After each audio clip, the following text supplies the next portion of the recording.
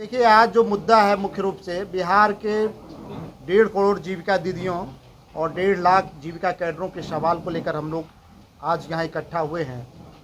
सवाल यह है कि बिहार सरकार के मुखिया माननीय श्री नीतीश कुमार जी एक तरफ बिहार में महिला सशक्तिकरण की बात करती है, लेकिन दूसरी तरफ उन जीविका परियोजना में काम करने वाले जो कैडर हैं, 1.5 लाख कैडर हैं, उनके हाथों में कटोरा थमा दिया गया है कि आप जो काम करते हैं उसके बदले भीख मांगे। ये कहीं से भी न्यायोचित नहीं है। इसकी मुखालफत हम लोग पिछले 35 दिनों में हड़ताल के माध्यम से कर रहे हैं और ये हड़ताल और ये मुखालफत, ये सरकार का प्रतिकार लगातार जारी रहेगा। हम लोग लगातार सरकार को एक चैलेंज दे रहे हैं कि जिस जीविका दीदियों के भरोसे आप सत्ता में वापसी करते हैं, उसी जीविका दीदियों के साथ आज ये सौतेला व्यवहार क्यों? उनको वाजिब काम का वाजिब दाम मिलना चाहिए, उनको अपनी पहचान मिलनी चाहिए और उनको अपनी सम्मान मिलना चाहिए। इसी मुद्दे को लेकर आज का यह प्रेस कॉन्फ्रेंस आयोजित किया गया है। प्रदीप जी, आप लगातार आरोप लगाते हैं, आप यह भी कहते हैं। देखिए, ये सच्चाई है कि जीविका एक प्राइवेट लिमिटेड ऑर्गेनाइजेशन की तरह काम कर रही है, जो सरकार के इशारे पे काम करती है। आपको जान के आश्चर्य होगा कि मैं तमाम मीडिया कर्मियों से भी कहता हूं कि जीविका के फंडिंग सिस्टम को आज तक ना मीडिया समझ पाई है, ना आम जनता समझ पाई है। जीविका में जो लोग काम कर रहे हैं वही समझ पा रहे हैं। तो फंडिंग सिस्टम को जिस दिन समझ जाएंगे, जीविका का जो घोटाला है, जो गड़बड़ी है, यहाँ तक कि जीविका में जो पैसे हैं बिहार के ग्रामीण गरीब महिलाओं के लिए है, उस पैसे का सूबे के मुखिया के राजनीतिक कार्यक्रमों में खर्च होता है। ये भी अपने आप में एक बड़ा घोटाला है। जो पैसा बिहार के ग्रामीण गरीब महिलाओं के उत्थान के लिए खर्च होना चाहिए था, वो नीतीश कुमार के रैलियों में खर्च होते हैं। और इसका भी मैं शुरुआती दौर से, बहुत पहले से मैं इसका मुखालफत कर रहा हूँ, इसका प्रतिकार कर रहा हूँ। इस पर कई बार मैंने बड़ी बड़ी लड़ाइयाँ लड़ी है ताकि बिहार के ग्रामीण गरीब महिलाओं का उन्नति हो सके, उसके लिए जो फंड आता है उसका सुरक्षा हो सके। प्रदीप जी, जो जीविका के एचआर थे, देखिए, मैं कई बार बता रहा हूँ कि सचमुच में जीविका को आज नीतीश कुमार का पॉकेट एनजीओ बना दिया गया है।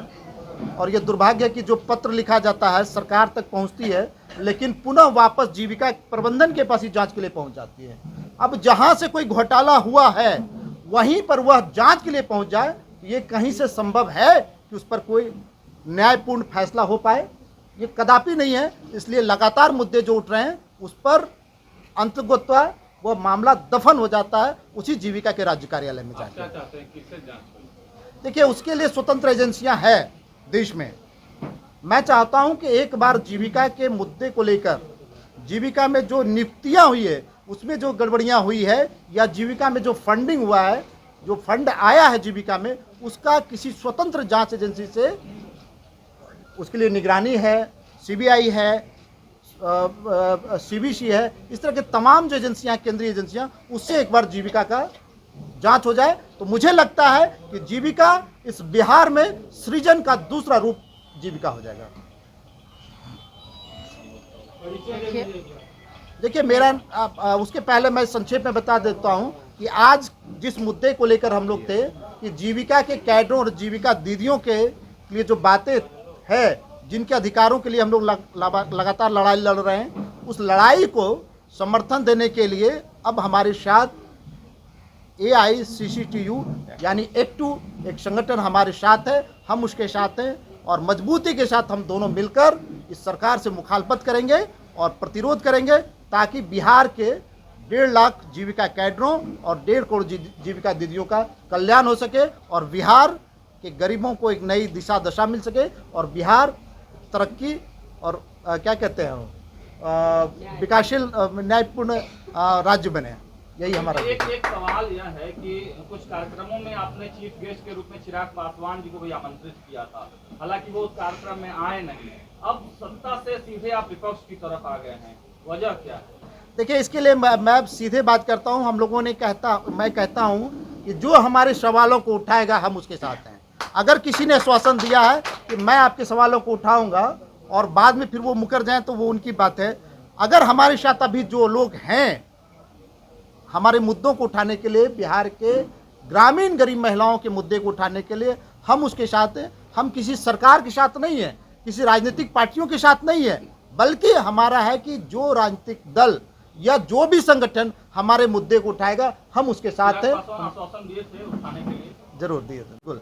देखिए, जो आज की बैठक हुई, यह आंदोलन हमारी मांगों को पूरा होने तक अनवरत जारी रहेगा और मुझे लगता है कि एक बड़े संगठन का, AICCTU का हम लोगों को समर्थन मिला है। हम लोग इस आंदोलन को अनवरत जारी रखेंगे और सरकार को झुका के दम हिलेंगे और हमारी मांगें पूरी होगी। मुझे पूरा विश्वास है। आज इस बैठक के बाद आंदोलन को अनवरत जारी रखने का फैसला किया गया है और अब आज इस बैठक में यह भी निर्णय हुआ है कि अब हम लोग बिहार प्रदेश जीविका कैडर संघ और AICCTU साथ मिलकर काम करेंगे और गरीबों को हक हर कुछ दिला के रहेंगे। आज बिहार प्रदेश जीविका कैडर संघ के अध्यक्ष प्रदीप कुमार सिंह के हस्ताक्षर से बुलाई गई है और आज ये संवाददाता सम्मेलन भी है।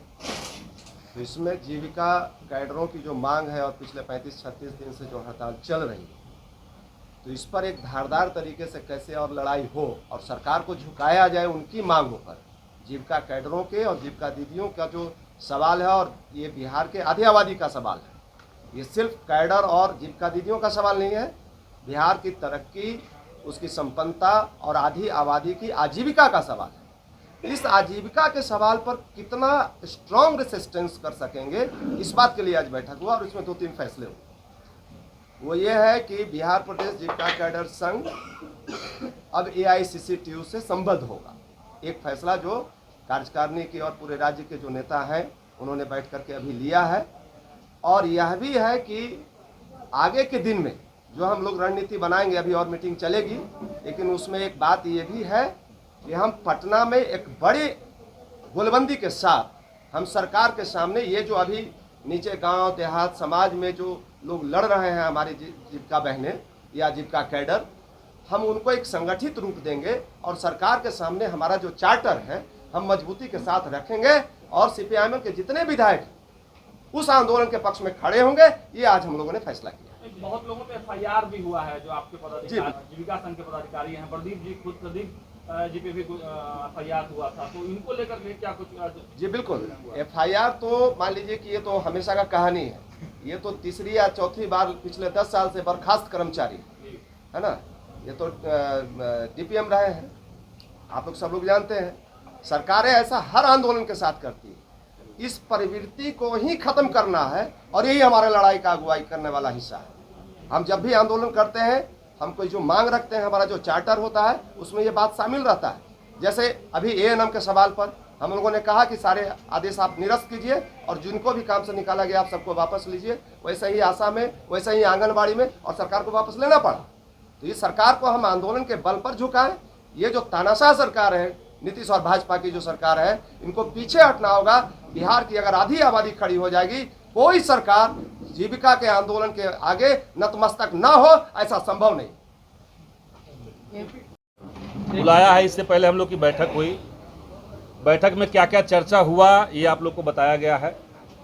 और all India council for trade union AICCTU से संबद्धता के साथ जो जीविका कैडर संघ, बिहार प्रदेश जीविका कैडर संघ है, वो उसी रफ्तार में बल्कि और तीखा धारदार आंदोलन करने की तरफ हम लोग बढ़ेंगे।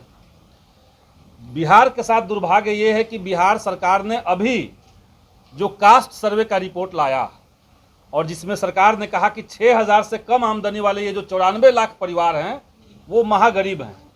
लेकिन दुर्भाग्य देखिए कि नीतीश जी के सरकार का काम करने वाले लोग भी 6000 से कम आमदनी वाले लोग हैं और उसी में एक जीविका के कैडर भी हैं।